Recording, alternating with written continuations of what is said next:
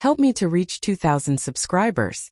The instant she stepped through the front door, I felt something inside me twist as if my own body already knew what my mind refused to imagine. Her smile did not reach her eyes. Her bag slipped from her shoulder and hit the floor with a dull thud that seemed far too heavy for what it was. Then she whispered my name in a tone I had never heard before. It was both apology and warning, and every cell in my chest tightened until breathing felt impossible. I told myself I was overreacting. I told myself she was tired from her girls' trip. I told myself her trembling hands were because of the cold night air. But when she reached for me, her touch felt foreign. Her fingers hovered as if afraid of what contact might reveal.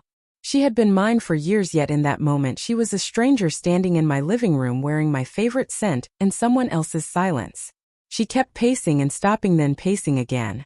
Her voice cracked whenever she tried to speak. My heart hammered while my thoughts raced in jagged circles. Confusion, fear, denial, anger, love that fought against every warning sign. I asked her what happened. She said the trip had been complicated, and that was when my stomach dropped.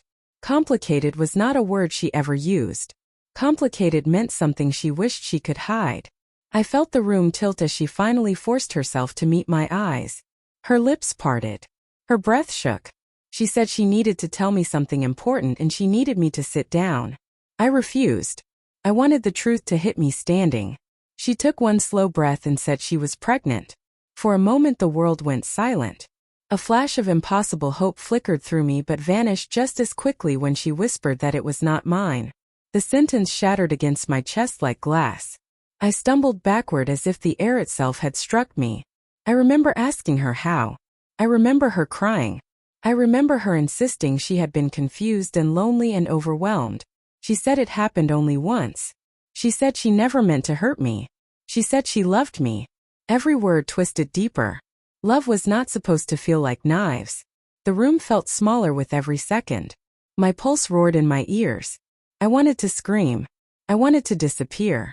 I wanted to ask why I had not been enough. But the only thing that escaped my mouth was a whisper asking who he was. Her answer came in a broken voice. A friend of a friend at the resort. A night of drinking.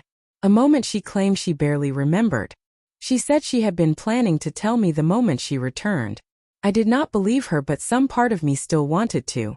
I walked to the window because I could not look at her without feeling my chest collapse. The quiet of the house felt suffocating. I heard her crying behind me, but her tears no longer reached me. Something inside me had already begun to harden. She begged me to say something. She begged me not to leave. I stood there thinking about every moment that had built our life, and how one night had destroyed it all. I told her she needed to sleep and that we would talk in the morning. My voice shocked us both with how calm it sounded. She nodded through her tears and went to the bedroom. I waited an hour while the house settled into uneasy silence. Then I packed a single bag. I left my phone on the counter. I walked out without making a sound. I did not slam the door. I did not leave a note. I simply stepped into the night and let the darkness close behind me. By morning I was gone and every trace of me had vanished.